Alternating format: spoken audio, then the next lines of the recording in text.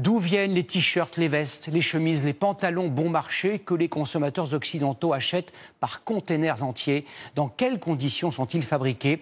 Je vous emmène au Bangladesh, deuxième pays exportateur de vêtements au monde. En 2013, l'effondrement d'une usine textile dans la capitale Dhaka avait fait plus de 1100 morts, dont de très nombreux enfants qui travaillaient dans ces ateliers. Quelle est la situation aujourd'hui? Les conditions de travail sont-elles meilleures? L'une de nos équipes a pu exceptionnellement tourner dans l'une de ces usines. C'est le grand reportage de ce 20h. Il est signé Jeanne Cancard et Antoine Pocry. C'est l'usine textile du monde. Dhaka, capitale du Bangladesh. L'une des villes les plus peuplées de la planète. Au milieu d'une pollution étouffante, d'immeubles délabrés. Venez, c'est par ici. Voici ce que nous découvrons dès notre arrivée. Dans cette usine de vêtements, Mahmoud, 15 ans. À même le sol, il découpe des tissus avec une machine tranchante. C'est très dangereux. Si je ne fais pas attention, ça peut me couper la main. Les conditions de travail sont vraiment difficiles ici, ils sont extrêmement nombreux à chaque fois dans chaque pièce. Il fait très très chaud. Au Bangladesh, le travail est autorisé dès 14 ans. Mais en montant les étages de ce bâtiment insalubre, accompagné par cet habitant du quartier, nous constatons une réalité encore plus effrayante. Rassan a seulement 9 ans.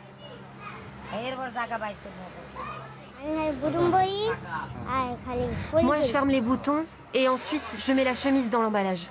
Pour ce travail, le garçon n'est pas payé, nous dit cette ouvrière. Il gagne juste de la nourriture et des vêtements. Devant notre caméra, le responsable de l'usine assume exploiter illégalement des enfants pour une bonne raison selon lui. Ils ont tous besoin d'un peu d'argent pour leur famille. Ils ont besoin de manger aussi. L'usine échappe à tout contrôle, car elle n'est pas censée exporter ses vêtements. Le gouvernement est donc peu regardant. Le gérant qui nous a autorisé à rentrer ici nous explique que ces enfants ne travaillent pas pour des marques étrangères, uniquement pour des marques locales. Mais quand on regarde un petit peu plus près... Sur ce jean, le nom d'une marque américaine. Le Bangladesh est le deuxième exportateur mondial de textiles, juste après la Chine. C'est la première industrie du pays. Elle fait vivre des millions de Bangladais et en a tué aussi.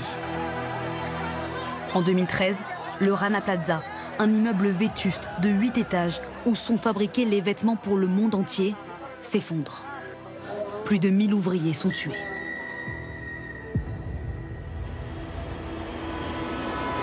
Après ce drame, des marques internationales s'étaient engagées à améliorer les conditions de travail des ouvriers.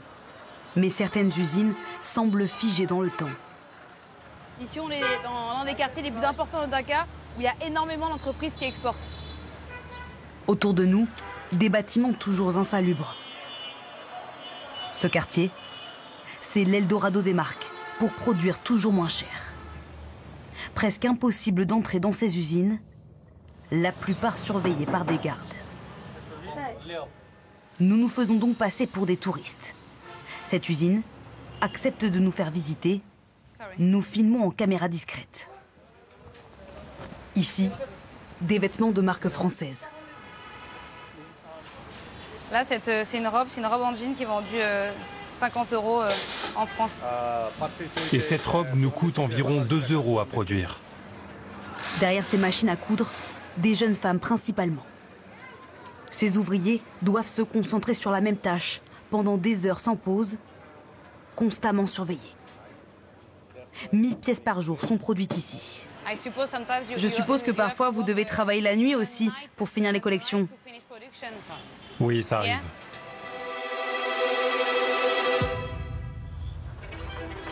Une cadence éreintante pour l'un des salaires les plus bas du monde, environ 100 € par mois. De quoi se payer une maison de fortune au milieu des déchets, de la nourriture et rien d'autre. Le matin, pour se rendre au travail, certains n'ont pas d'autre choix.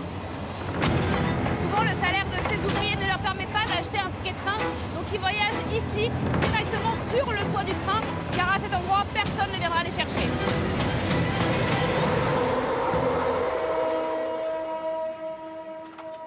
Nous devons attendre la tombée de la nuit pour rencontrer cette ouvrière.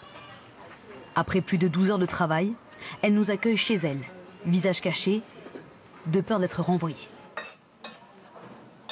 Ils sont 10 à se partager une petite cuisine et tout ce qu'elle possède tient dans cette chambre. Là, j'ai mes casseroles, mes affaires, et puis là, mon lit. Ces enfants peuvent aller à l'école grâce à son emploi. Elle travaille pour des géants de la mode, parfois un mois sans aucun jour de repos et une pression permanente. Nos chefs nous crient dessus et nous insultent. Maintenant, ils nous font travailler de nuit, et parfois jusqu'à minuit. Physiquement, je me sens vraiment mal.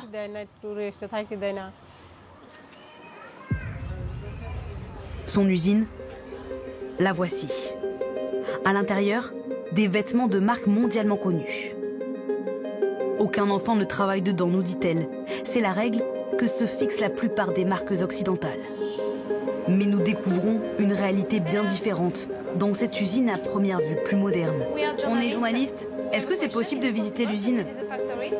Non, non. Non, c'est pas possible? Non, c'est pas possible. Il y a des enfants qui travaillent? Non.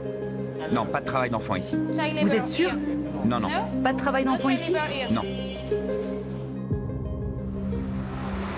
Pour vérifier, un ouvrier a accepté de filmer pour nous à l'intérieur.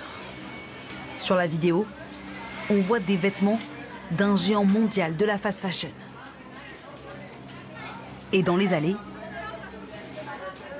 des garçons au visage juvénile.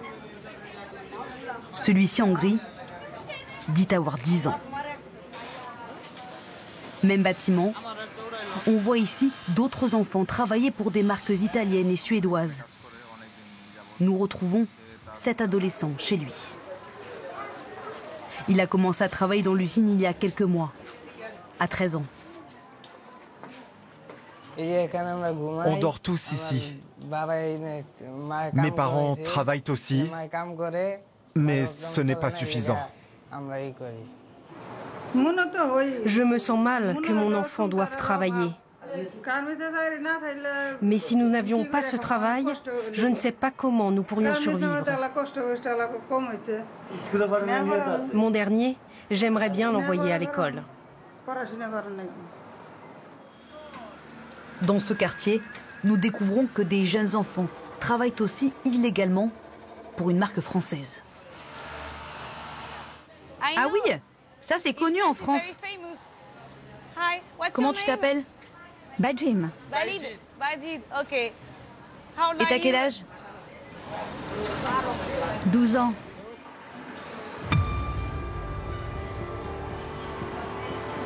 L'industrie textile est partout. Sa pollution aussi.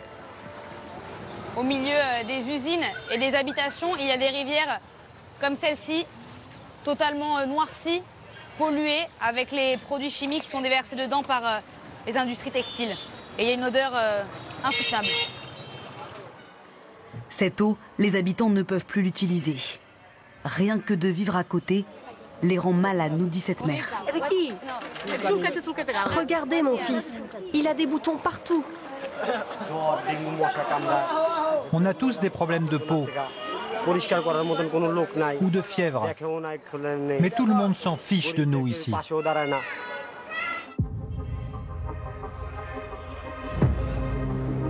À l'ouest de la capitale, nous nous rendons dans l'un des endroits les plus toxiques de la planète. Les tanneries. Ces travailleurs sont destinés à mourir avant 50 ans, pour quelques euros par jour. Là, on le voit, cet ouvrier a les pieds plongés dans plusieurs centimètres d'eau de produits chimiques. Il ne semble même plus sentir l'odeur nauséabonde des peaux d'animaux mélangées au chrome et à l'acide. On ne peut pas travailler là-dedans avec des bottes ou des vêtements. C'est comme ça que ça marche ici. On a l'habitude. C'est comme ça. Le cuir est ensuite aplati dans ce rouleau compresseur. C'est sur cette machine que j'ai perdu mes 2 doigts.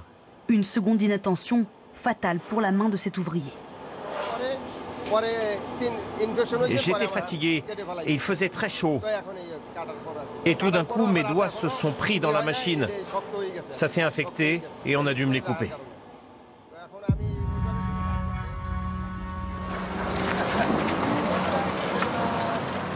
Ces ouvriers fabriquent le cuir de nos chaussures, de nos sacs.